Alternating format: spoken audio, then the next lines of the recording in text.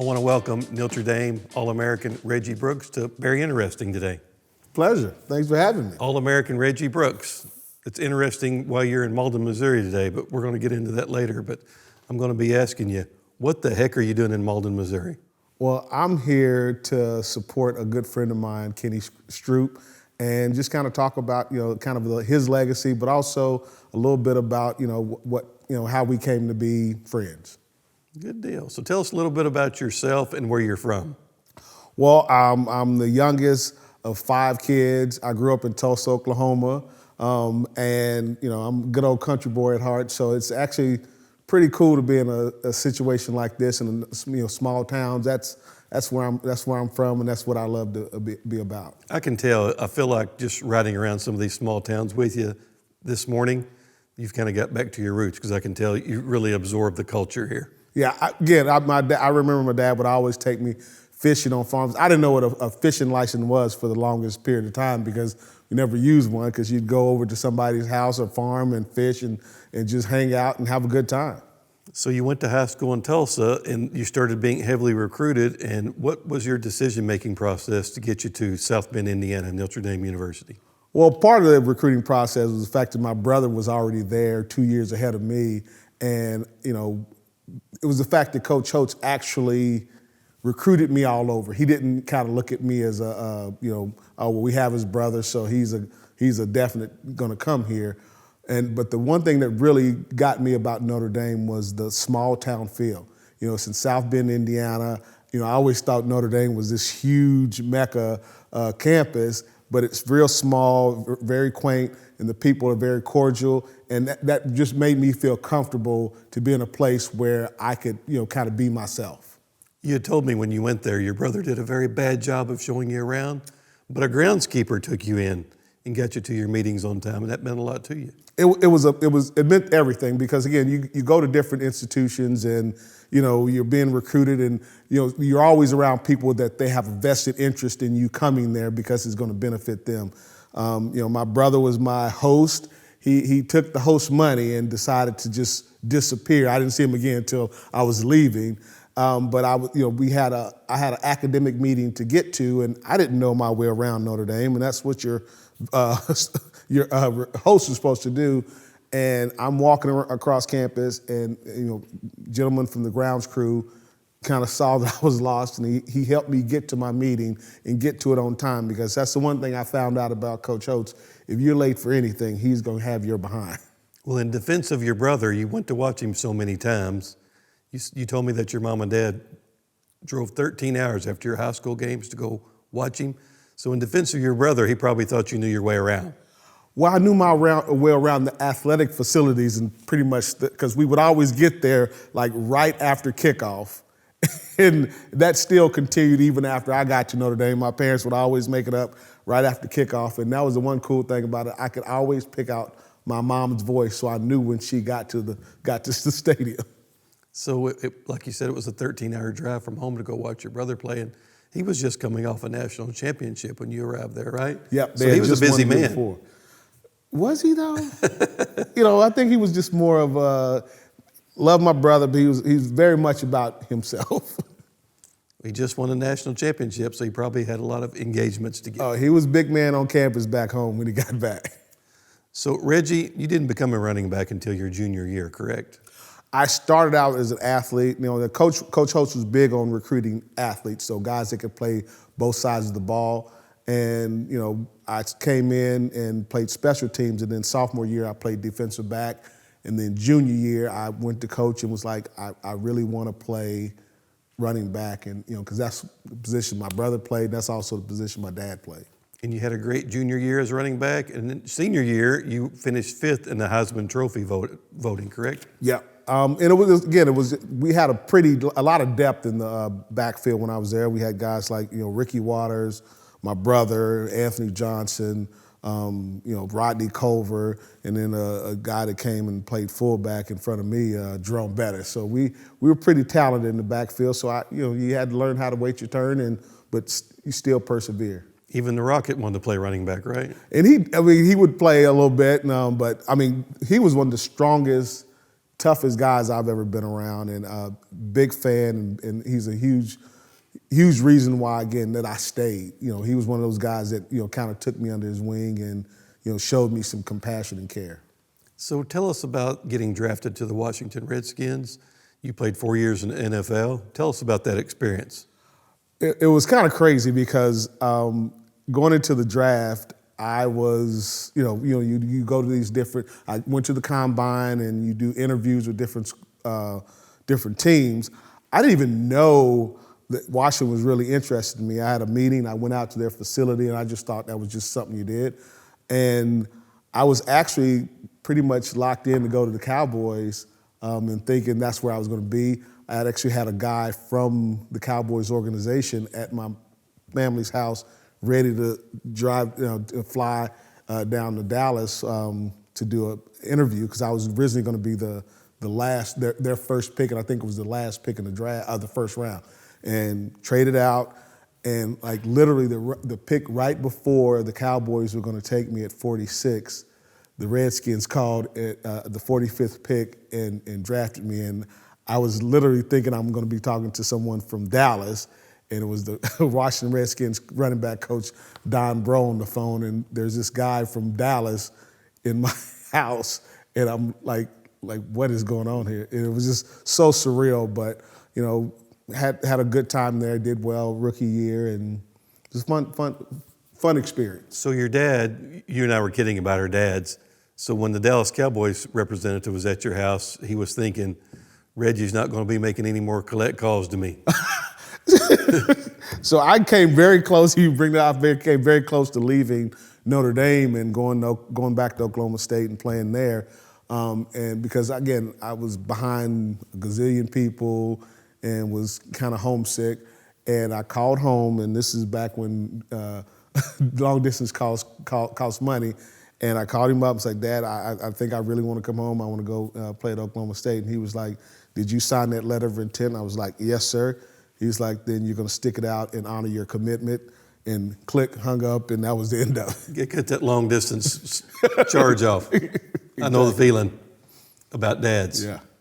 So what have you done since leaving the NFL? You've had a long career at South Bend, correct? I worked for the University of Notre Dame. When I stopped playing NFL, I got into the, I was a computer analyst.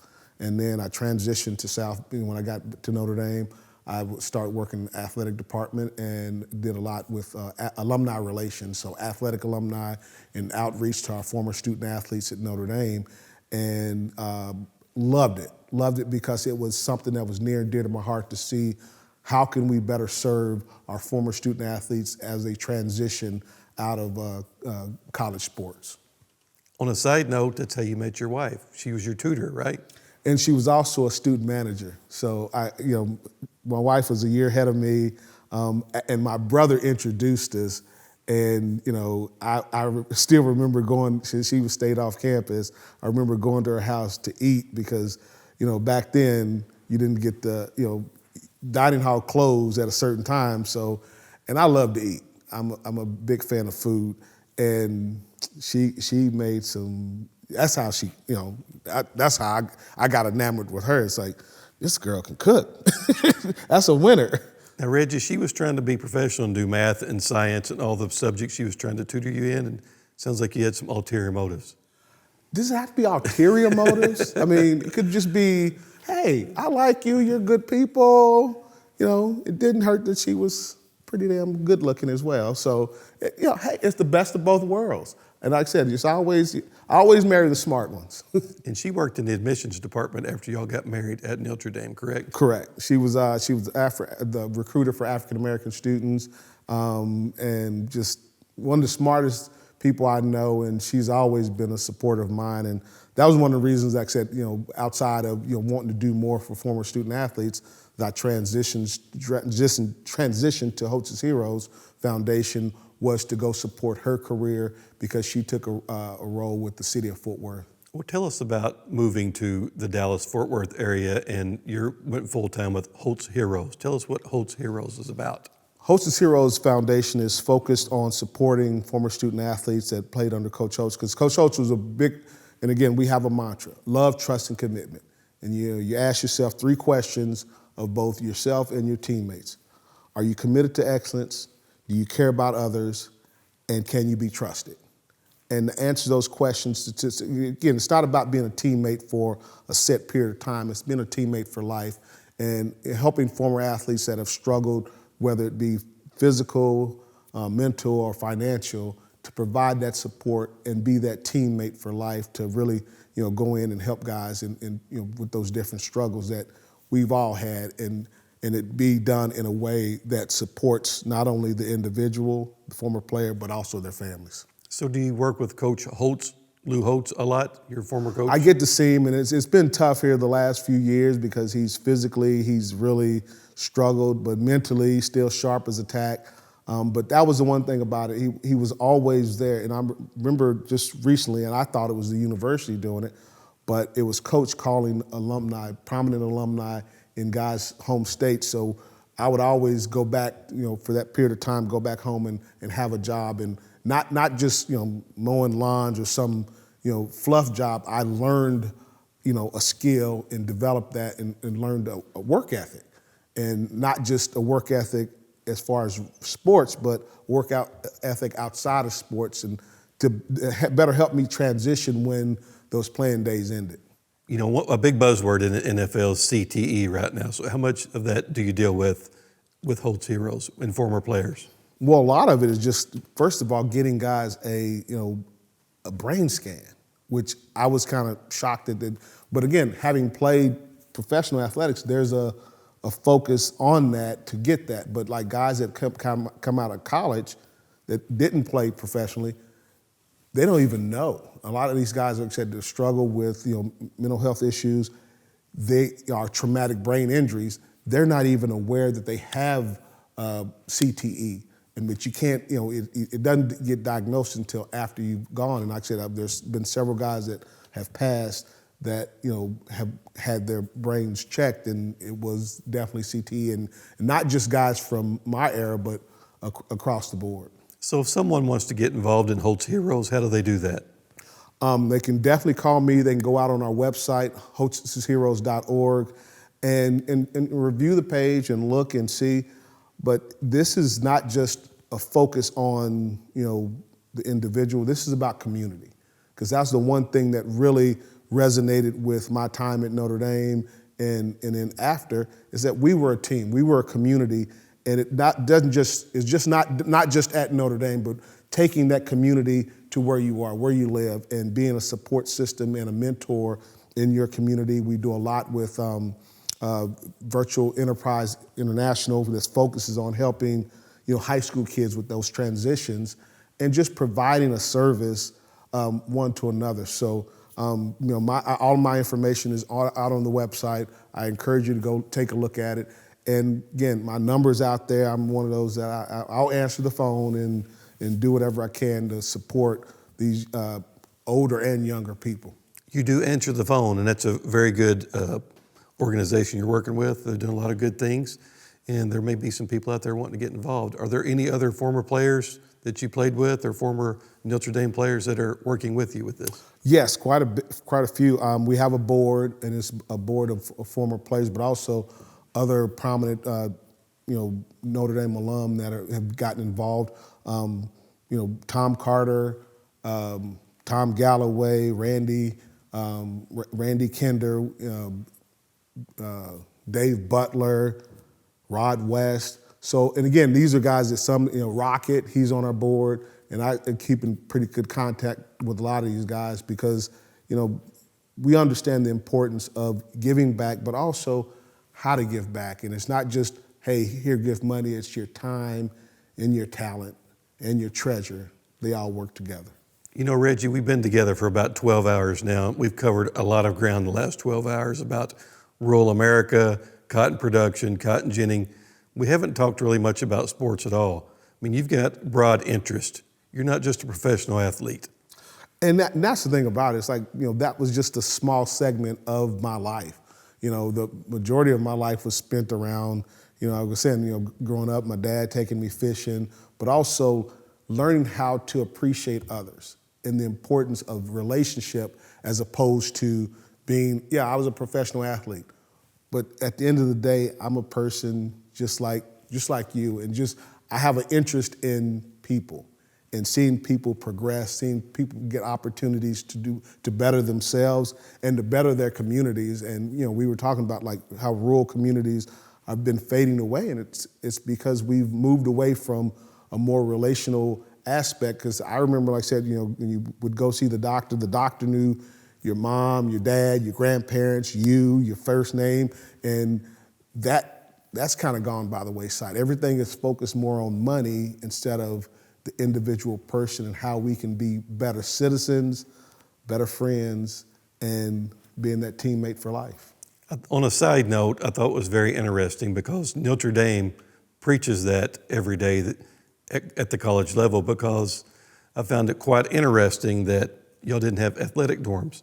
They wanted you to integrate with the whole college, not just people that were like-minded and played football, correct? Exactly. Tell us about that. So I was in, and we were also single-sex dorms. They had a thing called parietals. Well, when I was in school, not a big fan of that. Now that I'm a father of 5 with 3 daughters, I would have preferred they all go to Notre Dame and been in their single-sex dorm.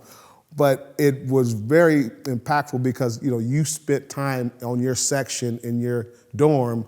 You got to know people outside of your teammates. And, you built, it's again, building relationships. And those are lasting relationships and friendships that I still have to this day with people that I was in the dorm with, not that I just played with.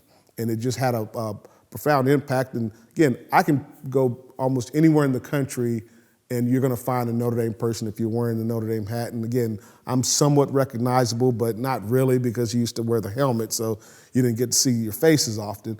But you see people and there's that instant connection of the Notre Dame family, and how do you tap into that? But I'm a firm believer that Notre Dame family extends beyond just those that went to Notre Dame. And the Subway alumni is a big aspect of that.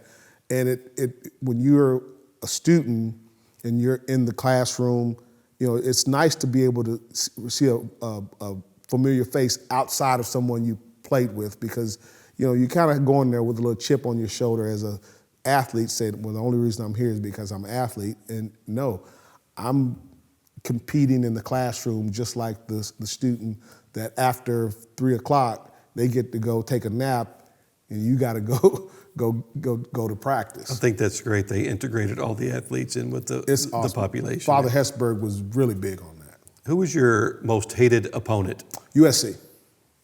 Enough said. Yeah. So you said you like to eat.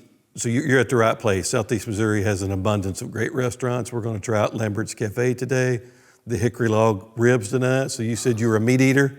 You're going to get plenty of meat. Meat and potatoes. That's what I grew up on. And again, love good food, but I'm a big fan of good food and good company. And I got to tell you, Barry, it's been just an absolute joy hanging out with you, man, because we're old school. And again, having kids and being able to talk about different aspects of life and being from small towns, that's what I mean. Good food and good friends doesn't get any better than that. Well, I always tell everybody that I'm the most boring guy in the world, so you must like hanging I out might be with second. Boring's the largest growing demographic in the world, though. So I love boring. So, but you're here to support your friend Kenny Stroop. How did you meet Kenny and his dad and his mom? Met Kenny at Notre Dame. They were big fans. They would come and they were always around. When we were at practice, Coach Holtz was very open and with his dad allowed him to come be around the team. And Kenny was just like a guy you run into, and he had no fear. He would say and come up to anybody. And again, I was freshman in college, and again, back to food. The opportunity to go and eat and get a home cooked meal, that was that was huge. I hear his mom had the best fried chicken. Yes, she could go at it. She could go at it, and again, they opened their home to us, and that was another thing that really struck me as someone that again didn't know me from Adam, didn't know my people or where I was from, that would extend that opportunity, extend that hand of graciousness and open their home. And believe me, like I said, the dining hall food at Notre Dame was horrible. So you was ready to go. Oh my gosh. Anytime you could get, we had victory dinner. So we would get steak and shrimp if we won the game. So we won a lot of games because we were hungry. Besides that, it was bologna when you lost? I don't even know. They had this mystery meat or something in Notre Dame, and this gravy, this green gravy over it. So I'm like, it's much better now, I must say. I would actually buy a meal at Notre Dame, the dining hall now, which that lets you know how far removed they are from that horrible, whatever that was they were serving. Reggie, as you know, we call Kenny the magnet. You know, people are drawn to Kenny. Have you experienced that for yourself? Well, again, I wouldn't say necessarily drawn to it. It's just, he has no fear. He is just who he is, unapologetic, but he also has a compassion about him that, you know, there is a level of magnetism there because it's, you're someone, whether, you know, it doesn't matter if you're someone of stature, of means, you know, whether you have money or you're, you know, celebrity, he treats everybody with the same level of dignity and respect. And I've found this out with a lot of folks that are well off, is that at the end of the day, they're just people.